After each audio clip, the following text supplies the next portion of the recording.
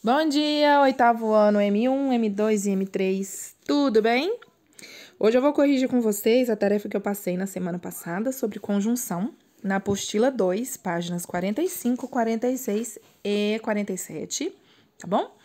E passar mais algumas atividades para vocês. E eu tenho uma novidade muito legal, mas eu vou contar só no final da aula, vou deixar vocês curiosos. Mas eu garanto que vocês vão gostar, tenho certeza absoluta, tá bom? É uma surpresa. Então vamos lá. Número 1. Leia a história em quadrinhos a seguir e responda as questões. Sempre quis ser piloto de avião e estudava bastante para isso. Mas aconteceu um imprevisto. Num acidente de carro, perdi o movimento das pernas. Eu não sabia ainda se poderia voar. Foi quando conheci essa turma e esse esporte e voei. Olha só que legal. É um bungee jump de cadeira de rodas e é super legal, né? Porque a pessoa não precisa desistir de viver por conta de uma doença, né, física, de uma deficiência física. Doença não, desculpa, gente, uma deficiência. A gente não fala doença porque não é doença, né? Ela só é deficiente, ela só não tem aquilo e tá tudo bem, né? E aí a gente tem que adaptar para que ela tenha acessibilidade dentro da nossa sociedade. Aí vamos para as questões. O salto realizado pela personagem chama-se bungee jump e é praticado com um saltador amarrado pelos pés a uma corda elástica que não o deixa atingir o chão. O que você achou da atitude do personagem? Bom, isso aí é bem íntimo. Mas aí eu vou dar a minha opinião, já que aqui eu não tenho a resposta de vocês, né? O personagem, ele adapta a nova vida, né? Adapta a vida às coisas que ele gosta de fazer de acordo com as limitações que ele tem. E isso é muito legal. Porque a vida não acaba simplesmente porque a pessoa não tem determinada deficiência, né? Pelo contrário, a gente segue adaptando para que a pessoa viva e viva bem, né? E consiga fazer seus esportes, consiga se relacionar, consiga pular de bungee jump. Eu jamais teria coragem, acho que tem que ter muita coragem, né? Mas então essa resposta é uma pergunta pessoal. É uma resposta pessoal, por isso eu dei a minha, tá? E aí eu não sei o que vocês responderam, é pessoal. Letra B. Em sua opinião, por que o personagem resolveu saltar de bungee jump depois de perder o movimento das pernas? Lá no início, ele diz que ele tem o desejo de voar. Quando a pessoa pula de bungee jump, a impressão que dá é que tá voando mesmo, né? Então, ele queria ser piloto de avião para poder voar. Como ele não conseguiu, ele resolveu pular de bungee jump. Ele realizou esse sonho de poder voar? Sim, né? De certa forma, é uma sensação de voo mesmo, né? Letra C. Você saltaria de bungee jump? Por quê? Bom, mais uma vez a pergunta é pessoal. E aí eu vou falar por mim. Jamais, não tenho essa coragem. Mas eu acho muito legal. Para quem tem essa adrenalina de pular e deve ser uma emoção muito grande, né? E para quem tem essa vontade de voar, esse espírito aventureiro, não é a minha realidade, gente. 2. Releia a fala do quinto quadrinho e responda as questões. Do quinto, 1, 2, 3, 4, lá. Foi quando conheci essa turma e esse esporte. Conheci essa turma e esse esporte. Qual que é a função sintática dos termos em destaque? Olha só, eu tenho turma e tenho esporte. Eles são objetos diretos, né? Quando ele diz conheci essa turma e esse esporte, eu tenho aí dois objetos diretos. E turma e esporte que estão em negrito, eles são núcleo desses objetos diretos. É a parte mais importante do objeto direto, né? Eu tenho essa e esse, que são pronomes demonstrativos, e tenho o núcleo, que é a parte principal, que é turma e esporte. Letra B. Com base nessa resposta, observe o emprego do e explique a finalidade com que ele foi utilizado. Olha só, conheci essa turma e esse esporte.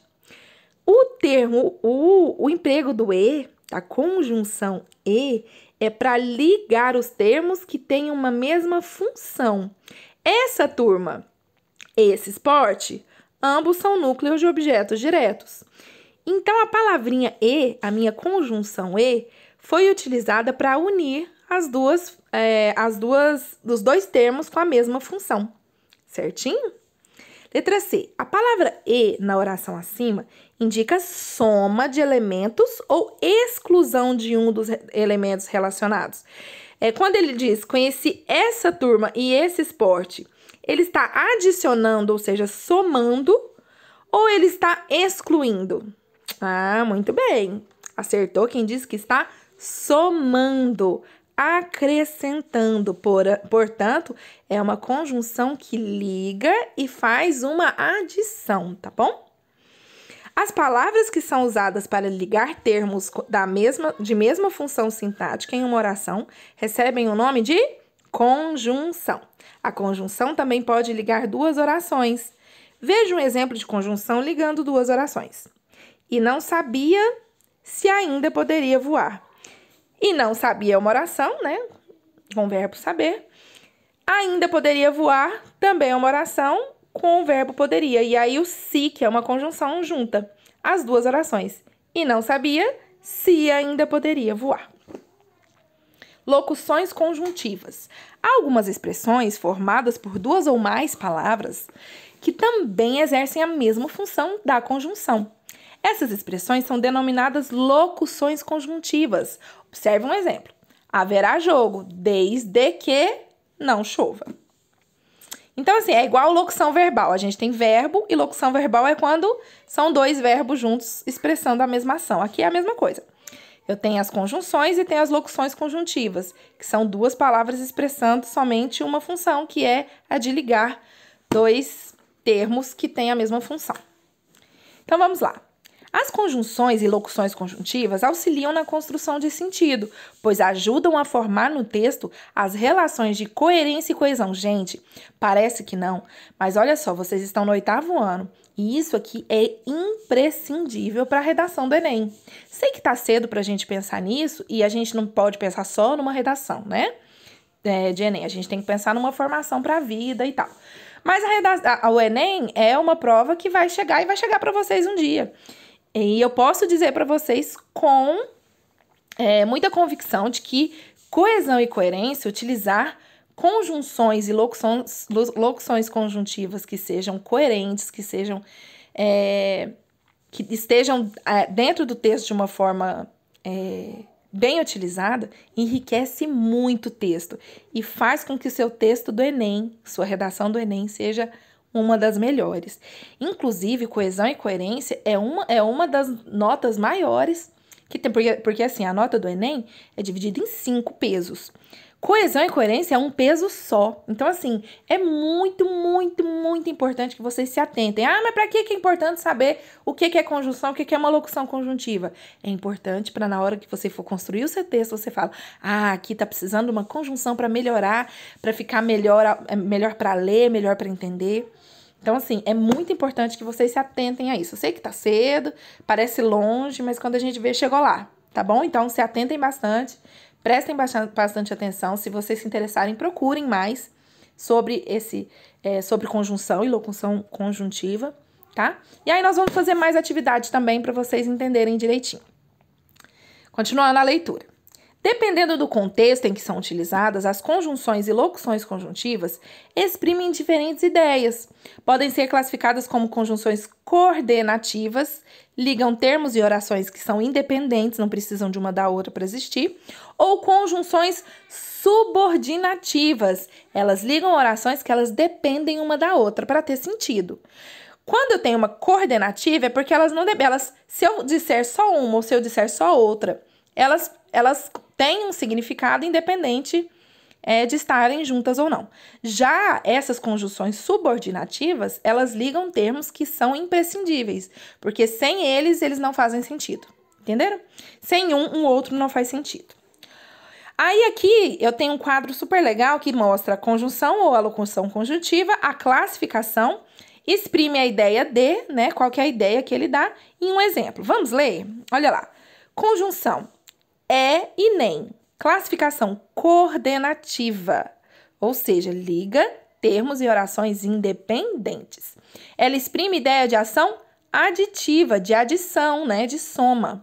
E o exemplo, segurança e independência são direitos de todas as pessoas. Por exemplo, se eu dissesse só segurança, segurança é direito de todas as pessoas. Ou então, independência é direito de todas as pessoas. Um não precisa do outro para existir, por isso ele é coordenativo. Às vezes parece um pouco difícil a gramática, mas não é só uma questão de termo mesmo, tá bom? E geralmente esses termos são autoexplicativos. Próximo exemplo. Mas, porém, entretanto, no entanto. Elas também têm uma classificação coordenativa e exprime ideia de oposição adversativa, ou seja, quando eu vou dar uma ideia que seja contrária à que eu disse antes. Olha o exemplo. Pessoas com deficiências têm direitos, mas também têm deveres. Próximo. Por isso, logo, portanto, por conseguinte. Também tem classificação coordenativa, exprime a ideia de conclusão, ou seja, que vai concluir a ideia que foi dita anteriormente. Acessibilidade proporciona liberdade, por isso é uma condição essencial. Ou, ora, seja, quer, também é coordenativa, indica alternância, que dá alternativas. O Estado deve cuidar de todo cidadão, seja ele da zona urbana, seja ele da zona rural. Tá vendo que esse seja, 3 pontinhos, a informação, e o outro seja dá essa ideia, né, de alternativas, ou um ou outro, né? Próximo, pois, por quê? Também é de classificação coordenativa, exprime a ideia de explicação, quando uma ideia vai explicar a outra. Não atravesse a rua fora da faixa de segurança, pois pode ser muito perigoso. Já que, visto que, é uma classificação subordinativa, diferente das outras, que indica a causa. Ela não pode atravessar a rua, já que falta rampa de acesso. Se, aí próximo, se, desde que, caso, a menos que, também é subordinativa. Indica uma condição ou uma hipótese. É que uma sentença, ela demonstra, ela indica que uma depende da outra para existir. Por exemplo, seria mais fácil se houvesse acessibilidade. Próximo, quando, sempre que, enquanto, logo que, também é subordinativo. E exprime a ideia de tempo. Por exemplo, só conseguirei visitar meus pais quando o trajeto for acessível. E por último, aí nos exemplos, para que, a fim de que, ela também é subordinativa e indica a ideia de finalidade, do porquê, né? Não estacione em frente à rampa para que a travessia fique livre. É uma explicação. Certinho?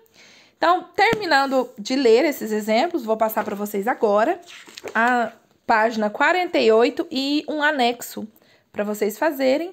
E agora, a surpresa que eu disse para vocês que teria. Taranana. Como as aulas no Zoom têm sido excelentes, a participação de vocês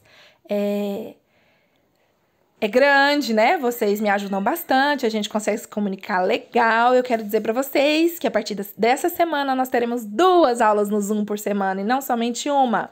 Nós teremos aulas nas terças e nas quintas-feiras. Eba! Então amanhã nós já teremos aula lá no Zoom, tá bom? De língua portuguesa. E eu vou corrigir. Então vocês vão fazer essa tarefa hoje para eu corrigir amanhã, hein? Então essa tarefa é para amanhã. Que tarefa é essa, professora? É a página 48 da apostila 2, que eu vou postar para vocês também, e o anexo 13, tá bom? São essas 2 tarefas e eu vou corrigir ambas amanhã na nossa aula do Zoom. Um beijo para vocês e até amanhã. Espero todo mundo, hein? Não é pra faltar, não. Avisa para aqueles seus amiguinhos lá do WhatsApp que é 10 horas em ponto. Professora Andréia entra às 10 horas em ponto, tá bom? Espero todos vocês. Um super beijo. Se cuidem.